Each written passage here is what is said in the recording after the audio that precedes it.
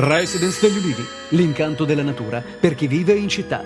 Telefono 0962 96 4192 348 01 17 609. I carabinieri hanno sequestrato a Cosenza beni mobili ed immobili per un valore di 5 milioni di euro, riconducibili ad affiliati alla Cosca Cicero. Il sequestro è stato eseguito da carabinieri e dalla Guardia di Finanza su richiesta della Procura. Le indagini che hanno portato al sequestro rappresentano la prosecuzione dell'operazione Anaconda che nel maggio 2008 ha portato all'arresto di 32 persone accusate di essere affiliate alla Cosca Cicero. I carabinieri hanno arrestato un uomo, Antonio Bibiani, 39enne agricoltore, incensurato di San Giovanni in Fiore. L'arresto è avvenuto dopo il ritrovamento in Sila, in località Serrisi di San Giovanni in Fiore, nell'azienda agricola di proprietà di Bibiani, di 3 fucili, tra cui un Kalashnikov e uno a canne mozze. Nella zona silana i militari hanno trovato tracce di uomini, probabilmente latitanti, in fuga dal Reggino e dal Crotonese.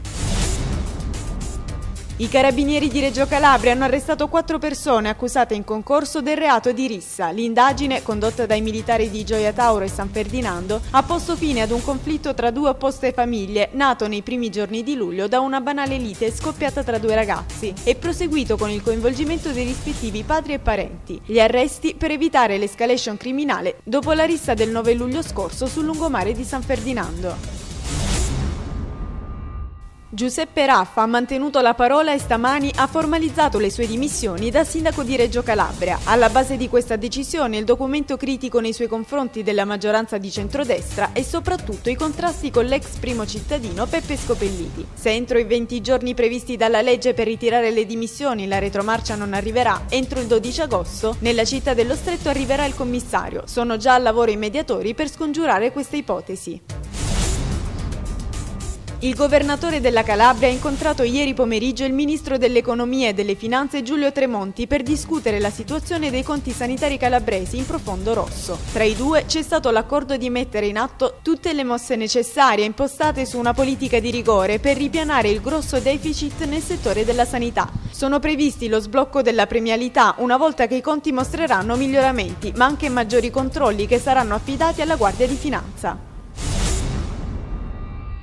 Regione ed Agenzia Spaziale Italiana hanno sottoscritto un accordo nel settore della ricerca e delle telecomunicazioni satellitari. A firmare l'accordo ieri a Palazzo Alemanni sono stati il governatore Scopelliti ed il vicepresidente dell'ASI Marco Airaghi. Abbiamo in mente, ha detto Scopelliti, una Calabria moderna, tecnologicamente avanzata ed in linea con le migliori esperienze nazionali ed europee.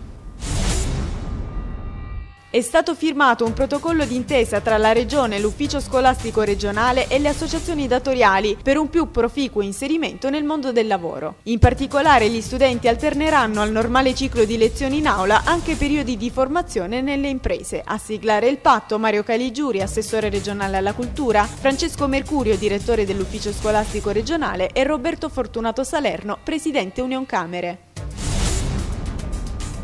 È stata presentata ieri alla Lega Navale di Crotone Artbox City. Si tratta di una piattaforma digitale che fornisce informazioni sul mondo del lavoro, promosso dalla provincia ed indirizzato soprattutto ai giovani. Queste postazioni multimediali raccoglieranno fino al 6 agosto dati occupazionali del territorio crotonese. L'iniziativa è costata all'ente intermedio 40.000 euro. Presentata ieri la 9ª edizione della rassegna internazionale Vis Musice, che si terrà a Taverna e Villaggio Mancuso dal 29 al 31 luglio prossimi. All'incontro a Catanzaro erano presenti il presidente dell'associazione Vis Musice Caterina Salerno, il direttore artistico della rassegna Paolo Scarnecchia e Vanda Ferro, presidente della provincia. L'inaugurazione della rassegna sarà nel chiostro del Palazzo San Domenico di Taverna. Quello che era annunciato come uno degli eventi estivi catanzaresi ha mantenuto per intero le aspettative. Con il suo concerto di ieri nell'area Magno Grecia di Catanzaro Lido, infatti, Alessandra Amoroso ha conquistato i suoi fan con una performance live che ha testimoniato perché viene considerata una delle più interessanti proposte canore nostrane. In molti sono corsi ad ascoltarla. La giovane cantante prosegue con il suo tour estivo in giro per l'Italia.